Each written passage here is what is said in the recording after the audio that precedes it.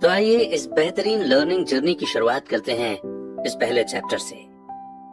Rich dad poor dad Robert Kiyosaki के अनुसार वे कहते हैं, मेरे दो डैडी थे, एक अमीर और दूसरे गरीब। एक बहुत पढ़े लिखे थे और समझदार थे। वे पीएचडी थे और उन्होंने अपने 4 साल के अंडर ग्रेजुएट के काम को 2 साल से भी कम समय में कर लिया था। इसके बाद वे आगे पढ़ने के लिए Stanford university, university of Chicago और नॉर्थ वेस्टर्न यूनिवर्सिटी गए और ये सब उन्होंने पूरी तरह से स्कॉलरशिप के सहारे ही किया। मेरे दूसरे डैडी 8th क्लास से आगे नहीं पढ़े थे। दोनों ही अपने करियर में सक्सेसफुल थे। दोनों ने जिंदगी भर मेहनत की थी। दोनों ने ही काफी पैसा कमाया था, पर उनमें से एक पूरी जिंदगी पैसे के लिए परेशान होता रहा। दूसरा हवाई के सबसे अमीर लोगों में से एक बन गया। एक के मरने पर उसके परिवार, चर्च और जरूरतमंद को करोड़ों की दौलत मिली। दूसरा अपने पीछे कर्ज छोड़कर मरा। मेरे दोनों डैडी इरादे के पक्के, चमत्कारी और प्रभावशाली थे।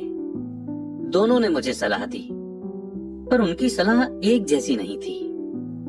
दोनों ही एजुकेशन पर बहुत जोर देते थे, पर उनके द्वारा बताए गए पढ़ाई के सब्जेक्ट्स अलग अलग थे।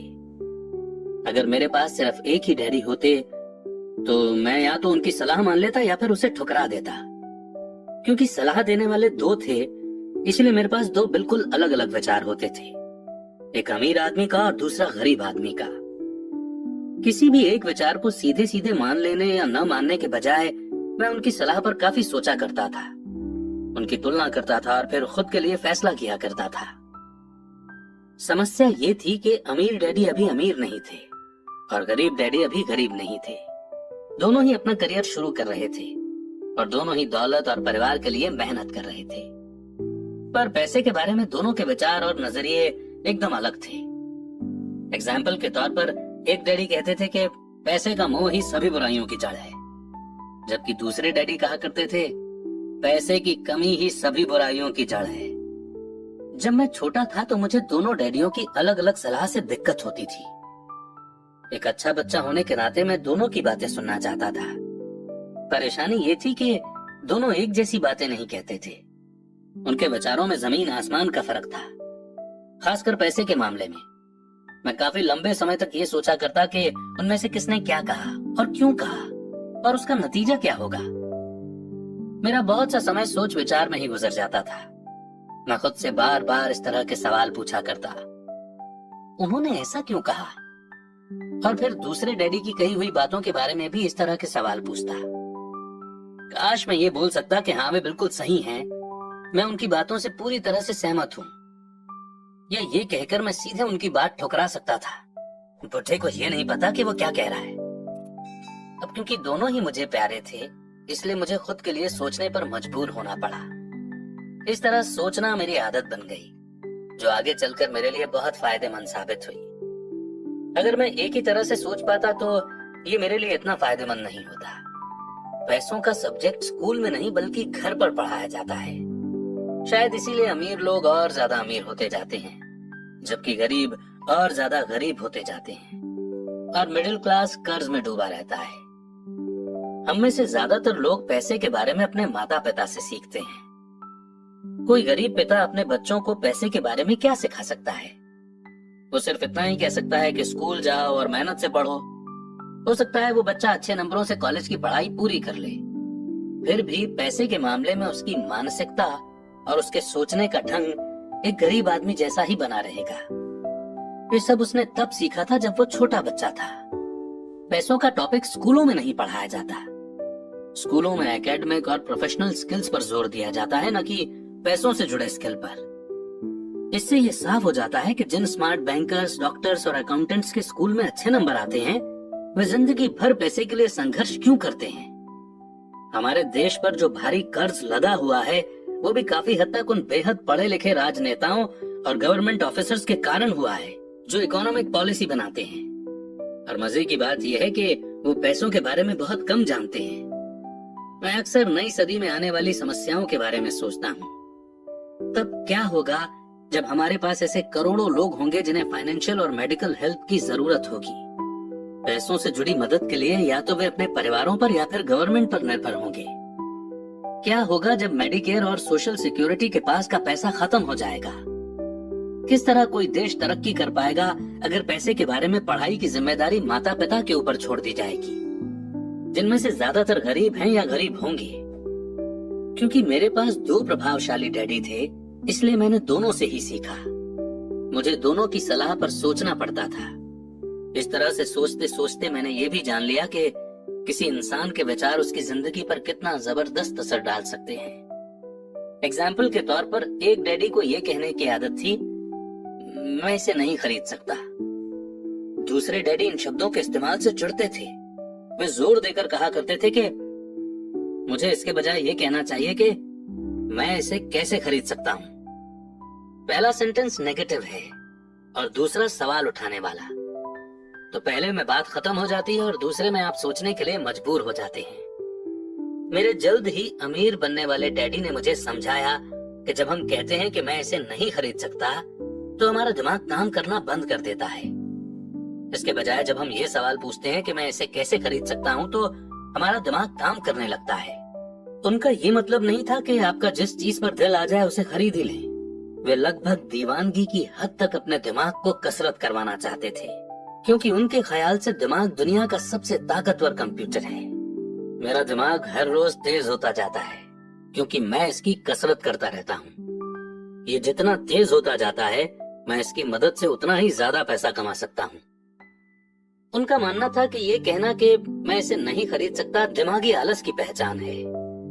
हालांकि दोनों ही डैडी अपने काम में कड़ी मेहनत करते थे, पर मैंने देखा कि पैसे के मामले में एक डैडी की आदत ये थी कि वह अपने दिमाग को सुला देते थे और दूसरे डैडी अपने दिमाग की लगातार कसरत करवाते रहते थे। और इसका लॉन्ग टर्म नतीजा ये हुआ कि एक डैडी फाइनेंशियल रूप से बहुत अमीर होते चले गए, जबकि दूसरे डैडी लगातार कमजोर होते गए। इसे इस तरह से समझें कि एक इंसान हर रोज एक्सरसाइज करने के लिए जिम जाता है, जबकि दूसरा इंसान अपने सोफे पर बैठकर टीवी देखता रहता है। शरीर की सही एक्सरसाइज से आप ज्यादा हेल्दी हो सकते हैं और दिमाग की सही एक्सरसाइज से आप ज्यादा अमीर हो सकते हैं। हालत से सेहत और पैसा दोनों का नुकसान होता है। मेरे दोनों डैडियों की मेंटालिटी में जमीन आसमान का फर्क था। पुअर डैडी की सोच थी कि अमीरों को ज्यादा टैक्स देना चाहिए ताकि बेचारे गरीबों को ज्यादा फायदा मिल सके, जबकि अमीर डैडी कहते थे कि टैक्स उन लोगों को सजा देता है जो कुछ प्रोड्यूस करते हैं और उन लोगों को इनाम देता है जो प्रोड्यूस नहीं करते। पुअर डैडी सिखाते थे कि मेहनत से पढ़ो ताकि तुम्हें किसी अच्छी कंपनी में जॉब मिल जाए, जबकि अमीर डैडी की सीख ये थी कि मेहनत से पढ़ो ताकि तुम्हें किसी अच्छी कंपनी को खरीदने का मौका मिल जाए। पुअर डैडी कहते थे, मैं इसलिए अमीर नहीं हूँ क्योंकि मुझे तुम बच्चों को पालना पड़ता है। अमीर डैडी कहते थे, मुझे इसलिए अमीर बनना है क्योंकि मुझे तुम बच्चों को अच्छे से पालना है। अमीर डैडी डिनर के टेबल पर पैसे और बिजनेस के बारे में बात करने के लिए हमेशा एनकरेज करते थे। पुअर डैडी खाना खाते समय पैसों की बातें करने के लिए मना करते थे। पुअर डैडी का कहना था, जहाँ पैसे का सवाल हो सुरक्षित कदम उठाओ, रिस्क मत उठाओ। अमीर डैडी का कहना था, रिस्क का सामना करना सीखो। एक का मानना था, हमारा घर ही हमारा सबसे बड़ा इन्वेस्टमेंट और हमारी सबसे बड़ी प्रॉपर्टी है। दूसरे का मानना था, मेरा घर मेरी जिम्मेदारी है। और अगर आपका घर आपकी नजरों में आपका सबसे बड़ा इन्वेस्टमेंट है तो आप गलत हैं। दोनों ही डैडी अपने बिल समय पर चुकाते थे, पर उनमें से एक सबसे पहले अपने बिल चुकाते जबकि दूसरे सबसे आखिर में। एक डैडी का ये मानना था कि कंपनी या गवर्नमेंट को आपका ध्यान रखना चाहिए और आपकी जरूरतों को पूरा करना चाहिए। वे हमेशा सैलरी में बढ़ोतरी, रिटायरमेंट प्लान, मेडिकल बेनिफिट, बीमारी की छुट्टी, छुट्टियों के दिन और बाकी फैसिलिटी के बारे में चिंतित रहते थे। वे अपने 2 चाचाओं से बहुत प्रभावित थे जो आर्मी में चले गए थे और 20 साल के एक्टिव जीवन के बाद उन्होंने अपने रिटायरमेंट और जीवन भर के आराम का इंतजाम कर लिया था। वे मेडिकल बेनिफिट के विचार को पसंद करते थे और आर्मी द्वारा अपने रिटायर्ड एम्प्लॉयज को दी जा रही सुविधाओं की भी तारीफ करते थे। उन्हें यूनिवर्सिटी का टेन्योर सिस्टम भी काफी पसंद था। कई बार जॉब से आजीवन मिल रही सुरक्षा और जॉब के फायदे जॉब से ज्यादा इम्पोर्टेंट हो जाते हैं। वे अक्सर ये कहते थे, मैंने गवर्नमेंट के लिए बहुत मेहनत से काम किया है, इसके लिए बदले में मुझे बेनिफिट मिलने चाहिए। दूसरे डैडी पूरी तरह से फाइनेंशियल इंडिपेंडेंस में विश्वास रखते थे। वे कन्वीनियंस मानसिकता के खिलाफ थे। वे ये मानते थे कि इस तरह की मानसिकता लोगों को कमजोर और फाइनेंशियल रूप से जरूरतमंद बनाती है। उनका पक्का विश्वास था कि आदमी को फाइनेंशियल रूप से काबिल होना चाहिए। एक डैडी कुछ डॉलर बचाने के लिए परेशान रहे। दूसरे डैडी एक के बाद एक इन्वेस्टमेंट करते रहे। एक डैडी ने मुझे बताया कि अच्छी जॉब तलाशने के लिए अच्छा सा बायोडाटा कैसे लिखा जाए। दूसरे डैडी ने मुझे ये सिखाया कि कैसे मजबूत बिजनेस और फाइनेंशियल प्लान्स लिखे जाएं, जिससे मैं किसी दूसरे को जॉब दे सकूं। दो प्रभावशाली डैडियों के साथ रहने के कारण मुझे एनालाइज करने का मौका मिला कि उनके विचारों का उनके जीवन पर कितना असर हो रहा है। मैंने पाया कि दरअसल लोग अपने विचारों से ही अपने जीवन को दिशा देते हैं। एग्जाम्पल के तौर पर मेरे गरीब डैडी हमेशा कहा करते थे, मैं कभी अमीर नहीं बन पाऊंगा, और उनकी ये भविष्यवाणी सही साबित हुई। दूसरी तरफ मेरे अमीर डैडी हमेशा खुद को अमीर समझते थे। वे इस तरह की बातें करते थे, मैं अमीर हूं और अमीर लोग ऐसा नहीं करते। एक बड़े फाइनेंशियल झटके के बाद जब वे दिवालिया होने के कगार पर थे, तब भी वे खुद को अमीर आदमी ही कहते रहे। वे अपने सपोर्ट में ये कहते थे कि गरीब न होने और पैसे न होने में फर्क होता है। पैसे पास में न होना एक टेम्पररी कंडीशन है, जबकि गरीबी परमानेंट है। मेरे गरीब डैडी ये भी कहते थे कि मेरी पैसे में कोई रुचि नहीं है, या पैसा इंपॉर्टेंट नहीं है। मेरे अमीर डैडी हमेशा कहा करते थे कि पैसे में बहुत ताकत है। हो सकता है कि हमारे विचारों की ताकत को कभी मापा न जा सके, या फिर उन्हें पूरी तरह से समझा न जा सके। फिर भी बचपन में ही मैं ये समझ गया था कि हमें अपने विचारों पर ध्यान देना चाहिए, और अपने एक्सप्रेशंस पर भी। मैंने देखा कि मेरे गरीब डैडी इसलिए गरीब नहीं थे क्योंकि वे कम कमाते थे, बल्कि इसलिए गरीब थे क्योंकि उनके विचार और काम गरीबों की तरह थे।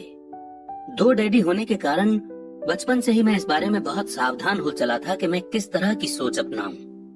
मैं किसकी बात मानूं, अपने अमीर डैडी की या अपने गरीब डैडी की। हालांकि दोनों ही एजुकेशन और नॉलेज को बहुत इम्पोर्टेंट मानते थे, पर क्या सीखा जाए इस बारे में दोनों की अलग अलग राय थी। एक चाहते थे कि मैं पढ़ाई में कड़ी मेहनत करूं, डिग्री लूं और पैसे कमाने के लिए अच्छी सी जॉब ढूंढ लूं। वे चाहते थे कि मैं एक प्रोफेशनल ऑफिसर, वकील या अकाउंटेंट बन जाऊं या MBA कर लूं। दूसरे डैडी मुझे एनकरेज करते थे कि मैं अमीर बनने का राज सीख लूं, ये समझ लूं कि पैसा किस तरह काम करता है, और ये जान लूं कि इससे अपने लिए कैसे काम लिया जाता है। मैं पैसे के लिए काम नहीं करता। इन शब्दों को वो बार बार दोहराया करते थे। पैसा मेरे लिए काम करता है। 9 साल की उम्र में ही मैंने ये फैसला किया कि पैसे के बारे में मैं अपने अमीर डैडी की बात सुनूंगा और उनसे सीखूंगा। ये फैसला करने का मतलब था अपने गरीब डैडी की बातों पर ध्यान न देना। हालांकि उनके पास कॉलेज की बहुत सी डिग्रियां थी जो मेरे अमीर डैडी के पास नहीं थी। एक बार मैंने ये फैसला कर लिया कि मुझे किसकी बात सुननी है, तो उसके बाद मेरी मनी एजुकेशन शुरू हो गई। मेरे अमीर डैडी ने मुझे 30 साल से भी ज्यादा समय तक सिखाया, जब तक कि मेरी उम्र 39 साल की नहीं हो गई, और उसके बाद उन्होंने सिखाना बंद कर दिया। उन्होंने ये देख लिया था कि मैं वो सब समझ चुका हूँ जो मेरी मोटी बुद्धि में भरने की वो कोशिश कर रहे थे। पैसा एक तरह की ताकत है, पर इससे भी बड़ी ताकत है फाइनेंशियल एजुकेशन। पैसा तो आता जाता रहता है, पर अगर आप ये जानते हैं कि पैसा किस तरह से काम करता है, तो आप ज्यादा ताकतवर हो जाते हैं। आप दौलत कमाना शुरू कर सकते हैं। सिर्फ पॉजिटिव थिंकिंग से ही समस्या हल नहीं हो सकती, क्योंकि ज्यादातर लोग स्कूल में पढ़ते हैं और वहाँ ये कभी नहीं सीख पाते कि पैसा किस तरह से काम करता है। इसीलिए वे पैसे के लिए काम करने में अपनी सारी जिंदगी बर्बाद कर देते हैं। मेरी एजुकेशन तब शुरू हुई जब मैं सिर्फ 9 साल का था, और इसी कारण मेरे अमीर डैडी ने मुझे जो लेसन पढ़ाए वे बहुत आसान थे। और सारी बातों को छोड़कर विचार किया जाए तो उन्होंने मुझे 30 सालों तक सिर्फ 6 इंपॉर्टेंट लेसन पढ़ाए। ये बुक उन्हीं 6 लेसन्स के बारे में है, और इसे भी उतना ही आसान बनाने की कोशिश की गई है जितना कि मेरे अमीर डैडी ने इन्हें मेरे लिए आसान बनाया था। ये लेसन आपके लिए जवाब की तरह नहीं लिखे गए हैं, बल्कि गाइड की तरह लिखे गए हैं। ऐसा गाइड जो ज्यादा अमीर बनने में आपकी और आपके बच्चों की मदद करेगा, चाहे दुनिया कितनी बदलती रहे। तो लेसन 1 है, अमीर लोग पैसे के लिए काम नहीं करते। लेसन 2, पैसे की समझ क्यों सिखाई जानी चाहिए। लेसन 3, अपने काम से काम रखो। लेसन 4, टैक्स का इतिहास और कॉरपोरेशंस की ताकत। लेसन 5, अमीर लोग पैसे का आविष्कार करते हैं। लेसन 6, सीखने के लिए काम करें, पैसे के लिए काम न करें।